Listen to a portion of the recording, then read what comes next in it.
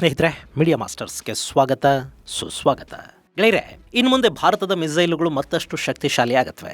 ಶತ್ರುಗಳ ಕ್ಷಿಪಣಿಗಳನ್ನ, ಯುದ್ಧ ವಿಮಾನಗಳನ್ನ ಮತ್ತಷ್ಟು ನಿಖರವಾಗಿ ಗುರುತಿಸತ್ವೆ. ಹಾಗೆ ನಮ್ಮ ಕ್ಷಿಪಣಿಗಳನ್ನ ಶತ್ರುಗಳು ಐಡೆಂಟಿಫೈ ಮಾಡೋ ಅವಕಾಶ ಗಣನೀಯವಾಗಿ ಕಡಿಮೆ ಆಗುತ್ತೆ. ಅದಕ್ಕೆ ಬೇಕಾಗುವ ವಿಶೇಷ ಉಪಕರಣವನ್ನ ಭಾರತ ತಯಾರು ಮಾಡಿದೆ. ಈ ಮೂಲಕ ಅಮೆರಿಕ, ಫ್ರಾನ್ಸ್, ಇಸ್ರೇಲ್ ಮುಂತಾದ ದೇಶಗಳು ಮಾತ್ರ ಬಳಸ್ತಾ ಇದ್ದ ಆಧುನಿಕ ಮಿಸೈಲ್ ಕೂಲರ್ ಇನ್ನು ಮುಂದೆ ಭಾರತದ ಬಳಿ ಕೂಡ ಇರುತ್ತೆ. ಅವಕಾಶ ಸಿಕ್ಕರೆ, ಅಂತಾರಾಷ್ಟ್ರೀಯ ಕಾನೂನುಗಳು ಅಡ್ಡಿ ಉಂಟು ಮಾಡದೇ ಇದ್ರೆ ಇದನ್ನು ಭಾರತ ಬೇರೆ ದೇಶಗಳಿಗೆ ರಫ್ತು ಮಾಡೋದಕ್ಕೆ ಕೂಡ ಒಂದು ಅವಕಾಶ ಆಗತ್ತೆ. ಅಂದ್ಹಾಗೆ ಇಲ್ಲಿ ಇಂಥದ್ದೊಂದು ಮಿಸೈಲ್ ಕೂಲಿಂಗ್ ಡಿವೈಸ್ ಅನ್ನ ಭಾರತ ತಯಾರು ಮಾಡಿದೆ ಅನ್ನೋದಕ್ಕಿಂತ ಮುಖ್ಯವಾಗಿ ಒಂದು ಸಣ್ಣ ಸ್ಟಾರ್ಟ್ಅಪ್ ಕಂಪನಿ, ಬೆರಳೆಣಿಕೆಯಷ್ಟು ಸಂಶೋಧಕರು, 75 ವರ್ಷದ ವೃದ್ಧ ನಿರ್ದೇಶಕನ ಮಾರ್ಗದರ್ಶನದಲ್ಲಿ DRDO ಮಾಡಿದ ಒಂದು ಚಾಲೆಂಜ್ ಅನ್ನ ಸೀರಿಯಸ್ ಆಗಿ ತಗೊಂಡು ಈ ಸಾಧನವನ್ನ ತಯಾರು ಮಾಡಲಾಗಿದೆ ಅನ್ನೋದು ಇಲ್ಲಿ ವಿಶೇಷ. ಹಾಗಾದ್ರೆ ಏನಿದು ಕೂಲರ್? ಅದರ ಮಹತ್ವ ಏನು? ಬೆರಳೆಣಿಕೆಯಷ್ಟು ದೇಶಗಳು ಮಾತ್ರ ಸಾಧಿಸಿರೋ ಈ ಟೆಕ್ನಾಲಜಿ ಭಾರತಕ್ಕೆ ಹೇಗೆ ಅತ್ಯಂತ ಮಹತ್ವದ್ದು ಅನ್ನಿಸ್ಕೊಳುತ್ತೆ? ಬನ್ನಿ ನೋಡೋಣ.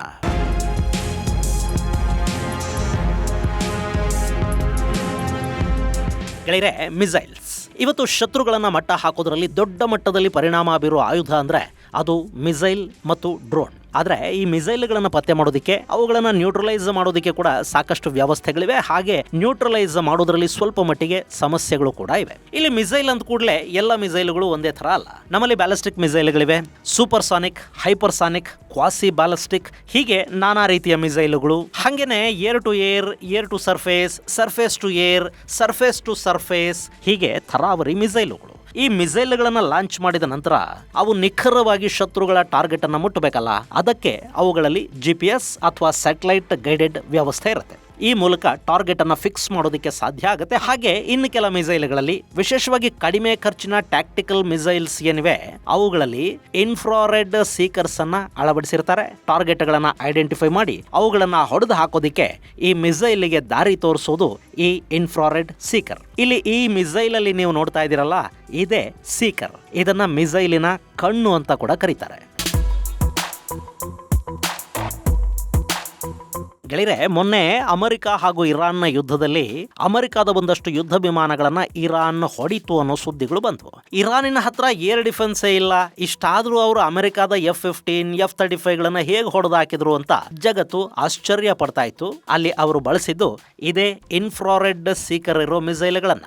ಇಲ್ಲಿ ಯಾವುದೇ ಯುದ್ಧ ವಿಮಾನ, ಡ್ರೋನ್, ಹೆಲಿಕಾಪ್ಟರ್ ಅಥವಾ ಶತ್ರುಗಳ ಮಿಸೈಲುಗಳು, ಅವರ ಏರ್ ಡಿಫೆನ್ಸ್ ಸಿಸ್ಟಮ್ಗಳು ಇವೆಲ್ಲ ಕೂಡ ಹೀಟ್ ಅನ್ನ ಪ್ರೊಡ್ಯೂಸ್ ಮಾಡುತ್ತವೆ. ಅವುಗಳಿಂದ ಹೊರಬರುವ ತಾಪಮಾನವನ್ನ ಗುರುತಿಸಿ ಅವುಗಳ ಕಡೆಗೆ ಮಿಸೈಲ್ ಅನ್ನ ನುಗ್ಗಿಸುವ ಕೆಲಸವನ್ನ ಈ ಸೀಕರ್ ಮಾಡುತ್ತೆ. ಹಂಗೇನೆ ಈ ಹೀಟ್ ಸಿಗ್ನೇಚರ್ ಅನ್ನ ಐಡೆಂಟಿಫೈ ಮಾಡೋ ಈ ಸೀಕರ್ಗಳಿರುತ್ತವಲ್ಲ, ಇವು ಕೂಡ ಕೆಲಸ ಮಾಡ್ತಾ ಮಾಡ್ತಾ ಹೀಟ್ ಆಗ್ತಾ ಇರುತ್ತವೆ. ಹೀಗಾದಾಗ ಎರಡು ಅವಕಾಶಗಳು. ಈ ಸೀಕರ್ ಅಲ್ಲಿ ಹೀಟ್ ಜನರೇಟ್ ಆಗ್ತಾ ಇರೋದ್ರಿಂದ ಅದು ಶತ್ರುಗಳ ಆಬ್ಜೆಕ್ಟ್ ಅನ್ನ ನಿಖರವಾಗಿ ಐಡೆಂಟಿಫೈ ಮಾಡೋದಕ್ಕೆ ಸಾಧ್ಯ ಆಗದೆ ಇರಬಹುದು, ಅಥವಾ ಇದರ ಹೀಟ್ ಅನ್ನ ಶತ್ರುಗಳು ಬೇಗ ಐಡೆಂಟಿಫೈ ಮಾಡಿ ನಮ್ಮ ಮಿಸೈಲ್ ಅನ್ನೇ ಟಾರ್ಗೆಟ್ ಕೂಡ ಮಾಡಬಹುದು. ಈ ಸಮಸ್ಯೆಯನ್ನ ಸರಿಪಡಿಸಿ ಈ ಇನ್ಫ್ರಾರೆಡ್ ಸೀಕರ್ ಮಿಸೈಲ್ಗಳ ನಿಖರತೆಯನ್ನ ಮತ್ತಷ್ಟು ಹೆಚ್ಚು ಮಾಡಬೇಕು ಅಂದ್ರೆ ಸೀಕರ್ ಅಲ್ಲಿ ಉತ್ಪಾದನೆಯಾಗುವ ಹೀಟ್ ಅನ್ನ ಕಡಿಮೆ ಮಾಡಬೇಕು ಅಥವಾ ಅದನ್ನ ಕೂಲ್ ಮಾಡಬೇಕು. ಹಾಗಂತ ಅದನ್ನ ನಿಧಾನವಾಗಿ ತಣ್ಣಗೆ ಮಾಡ್ಕೊಂಡು ಕೂತ್ಕೊಳಕ್ಕಾಗಲ್ಲ.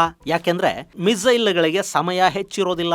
ಅವು ಮ್ಯಾಕ್ಸ್ ಸ್ಪೀಡ್ ಅಲ್ಲಿ, ಅಂದ್ರೆ ಶಬ್ದದ ವೇಗಕ್ಕಿಂತ ಹೆಚ್ಚು ವೇಗದಲ್ಲಿ ಹೋಗಬೇಕಾಗುತ್ತೆ. ಸೊ ಕೂಲ್ ಆಗೋದಕ್ಕೆ ಹೆಚ್ಚು ಟೈಮ್ ಅಲ್ಲಿ ಇಲ್ಲ.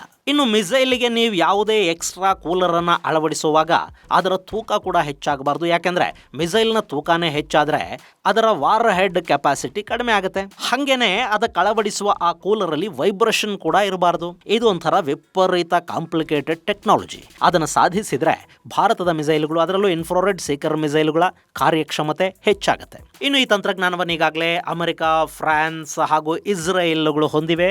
ಹಾಗೆ ಇತ್ತೀಚೆಗಷ್ಟೇ ಬ್ರಿಟನ್ ಕೂಡ ಇದನ್ನ ಸಾಧಿಸಿದೆ ಅಂತ ಹೇಳ್ತಾ ಇದ್ದಾರೆ. ಚೈನಾದ ಬಳಿ, ರಷ್ಯಾದ ಬಳಿ ಕೂಡ ಈ ತಂತ್ರಜ್ಞಾನ ಇಲ್ಲ.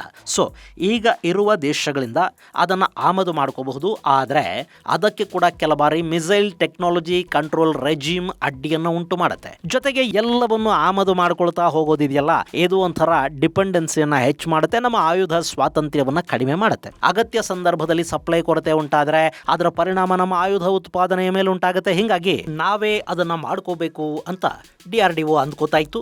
ಅದೇ ಸಂದರ್ಭದಲ್ಲಿ DRDO ಲ್ಯಾಬ್ ಒಂದರ ಹಿರಿಯ ನಿರ್ದೇಶಕರೊಬ್ಬರು IITಯ ಹಳೆ ವಿದ್ಯಾರ್ಥಿ ಡಾಕ್ಟರ್ ಪ್ರವೀಣ್ ಸಾಳುಂಕೆ ಅವರನ್ನ 2016-17ರ ಸಂದರ್ಭದಲ್ಲಿ ಭೇಟಿಯಾಗ್ತಾರೆ. ಅವರಿಬ್ಬರು ಮಾತಾಡ್ತಾ ಇದ್ದ ಸಂದರ್ಭದಲ್ಲಿ ಈ ಮಿಸೈಲ್ ಕೂಲರ್ ಬಗ್ಗೆ ವಿಷಯ ಬರುತ್ತೆ. ಅದರ ಮಹತ್ವವನ್ನ ವಿವರಿಸಿದ ಆ ನಿರ್ದೇಶಕರು, ನಿಮ್ಮ ಕೈಲಿ ಇಂಥ ಟೆಕ್ನಾಲಜಿಯನ್ನ ಮಾಡೋದಕ್ಕೆ ಸಾಧ್ಯ ಆಗತ್ತೇನ್ರಿ ಅನ್ನೋ ತರ ಕೇಳ್ಬಿಡ್ತಾರೆ. ಅವರ ದನಿಲ್ ಒಂಥರ ಚಾಲೆಂಜ್ ಇತ್ತು. ಅದನ್ನ ಸಾಳುಂಕೆ ಸ್ವೀಕರಿಸಿದ್ರು. IITಯ ಮತ್ತೊಬ್ಬ ಗೆಳೆಯ ಸುದರ್ಶನ್ ಸರಾಫ್ ಅವರ ಜೊತೆಗೂಡಿ ಟೆಕ್ನೋಕ್ರಾಫ್ಟ್ ಇಂಡಸ್ಟ್ರೀಸ್ ಇಂಡಿಯಾ ಲಿಮಿಟೆಡ್ ಅನ್ನೋ ಸಂಸ್ಥೆಯನ್ನ ಸ್ಥಾಪನೆ ಕೂಡ ಮಾಡಿದ್ರು. ಕೆಲವು ಇಂಜಿನಿಯರ್ಗಳು ಮತ್ತು ತಂತ್ರಜ್ಞರ ಪುಟ್ಟ ತಂಡ, ಅದರಲ್ಲೂ ಬಹುತೇಕ ಮಹಿಳೆಯರೇ ಇರೋ ತಂಡ ಆ ಮಿಸೈಲ್ ಕೂಲರ್ ನಿರ್ಮಾಣದ ಜವಾಬ್ದಾರಿಯನ್ನು ತಗೊಳ್ತು. 2020ರಲ್ಲಿ DRDOದ ಟೆಕ್ನಾಲಜಿ ಡೆವಲಪ್ಮೆಂಟ್ ಫಂಡ್ ನಿಂದ ಒಂದಷ್ಟು ಧನ ಸಹಾಯ ಅವರಿಗೆ ಸಿಕ್ಕಿದ್ದು ಬಿಟ್ರೆ ಆ ಕಂಪನಿಗೆ ದೊಡ್ಡ ಹೂಡಿಕೆಗಳು ಕೂಡ ಬರಲಿಲ್ಲ. ಹಾಗೆ DRDOದ ಸಾಲಿಡ್ ಸ್ಟೇಟ್ ಫಿಸಿಕ್ಸ್ ಲ್ಯಾಬೊರೇಟರಿ ಮತ್ತು ರಿಸರ್ಚ್ ಸೆಂಟರ್ ಇಮಾರತ್ತುಗಳು ಇವರಿಗೆ ಬೇಕಾದ ಒಂದಷ್ಟು ಸಹಾಯವನ್ನ ಒದಗಿಸಿಕೊಟ್ವು. 2024ರ ವೇಳೆಗೆ ಸ್ವದೇಶಿ JT ಕೂಲರ್ ಸಿದ್ಧ ಆಯಿತು. ಅದನ್ನ ಪರೀಕ್ಷೆಗಾಗಿ DRDO ಕೊಡಲಾಯಿತು. ಪರೀಕ್ಷೆಗಳು, ಇನ್ನಷ್ಟು ಅಭಿವೃದ್ಧಿ, ಮತ್ತೆ ಪರೀಕ್ಷೆ, ಮತ್ತೆ ಅಭಿವೃದ್ಧಿ, ಇದೆಲ್ಲ ಮುಗಿದು ಈಗ ಅದು ಸಂಪೂರ್ಣವಾಗಿ ಸಿದ್ಧಗೊಂಡಿದೆ. ಈ ಎಕ್ವಿಪ್ಮೆಂಟ್ ಅನ್ನ ಜೂಲ್ ಥಾಮ್ಸನ್ ಕೂಲರ್ ಅಥವಾ JT ಕೂಲರ್ ಅಂತ ಕರೀತಾರೆ. ಇದನ್ನ ಸೀಕರ್ನ ಒಳಗೆ ಅಳವಡಿಸಲಾಗುತ್ತೆ.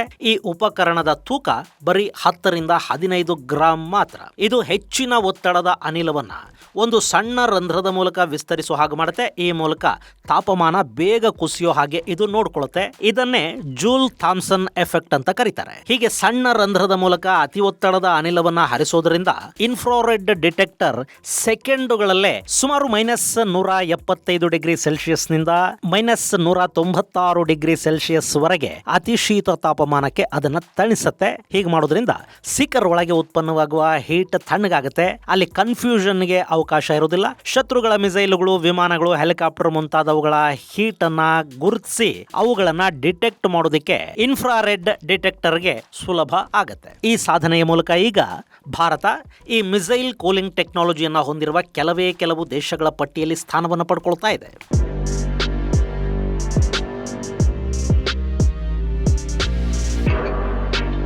ಇನ್ನು ನಮ್ಮಲ್ಲಿನ ಇನ್ಫ್ರಾರೆಡ್ ಗೈಡೆಡ್ ಮಿಸೈಲ್ಗಳ ಕಾರ್ಯಕ್ಷಮತೆ ಈ ಉಪಕರಣದಿಂದ ಮತ್ತಷ್ಟು ಹೆಚ್ಚಾಗುತ್ತೆ. ಈ ಉಪಕರಣವನ್ನು ನಾವು ಬೇರೆ ದೇಶಗಳಿಂದ ಆಮದು ಮಾಡ್ಕೋಬೇಕಾದ, ಅವರ ಮರ್ಜಿಗಾಗಿ ಕಾಯ್ತಾ ಕೂತ್ಕೋಬೇಕಾದ ಅಗತ್ಯ ಇನ್ನು ಮುಂದಿರೋದಿಲ್ಲ.